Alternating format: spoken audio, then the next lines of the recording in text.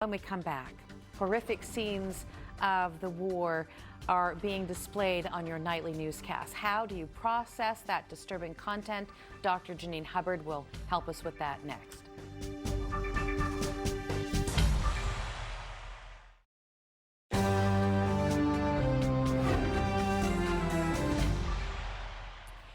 Welcome back to NTV News First Edition. The world has been watching in horror the war that is unfolding between Israel and Hamas. Each day, news from the region seems more terrible than the day before. And while we are still watching, many of us are struggling with what we are seeing and hearing. Well, last week, our newsroom received an email from a viewer who asked for advice on how to process what we see and hear from these regions every day. Joining me now to help us with that is clinical psychologist Dr. Janine Hubbard with this week's Get Psyched. Thank you so much for coming in. Oh, it's a heavy one and a hard one, and we're all feeling it. So I'm grateful to our viewer for suggesting the topic. So, you know, and we're about to see some more, because when you're finished, I'm going to have some news from this region. So how can we keep ourselves informed without being overwhelmed? It really is a tricky balance, and I think it will come and go in waves. It's important to be informed, but partly selecting how you get that and how much information you receive. There are some days that you're going to be able to manage more than others. The reality is it is horrific. It feels very surreal. It feels like something out of, a bad movie. And for a lot of us who have not had any exposure to this kind of conflict, it just seems unimaginable that this is something that our fellow human beings can do, and we have all of our empathy going out to it. It's also because it's such a nuanced and complex situation. It's impacting a lot of people, because it's not just people who reside in a region, because of the history of what's involved, because of the religious elements of what's involved. This is far-reaching and is directly hitting a lot of people in our community here. Whether directly or a little bit more arm's length.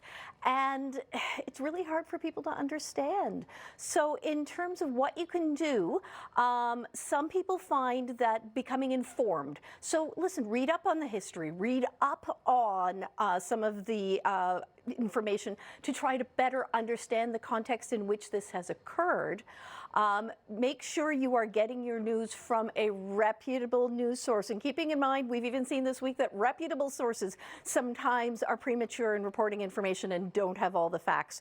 So remembering that it's an evolving situation, but we have seen a huge amount of misinformation. And giving yourself the time and space to take a break from it. Make sure you're getting that fresh air, limiting your access, especially via social media, where you don't know the sources and you don't know when it's coming at you. And one of the best things we can do when we're feeling helpless and hopeless is to try to do something that feels like we're making a difference. We're going into action in some way, shape, or form.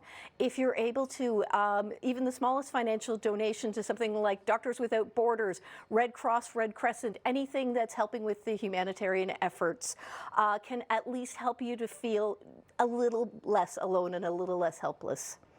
You know, we often watch our news, don't we, with our family in the evenings. That means most likely there are children in the room. So how do we discuss what we're seeing, what I'm showing the family? Yep. Again, being aware of different developmental ages and understandings, and this is a time where it may be appropriate to have the kids out of the room, or make sure you're watching your news at times when they're not around. Otherwise, having candid conversations with them, asking about their questions. For especially the much younger children, reassuring them that they are safe. The things that are happening overseas are not going to happen to them here in Newfoundland and Labrador. And for older, especially your teens, really engaging with them around what are the questions, and help in the same way you're digging up the history and information, help them do it as well. All right. Dr. Janine Hubbard, thank you so much for this. Thanks.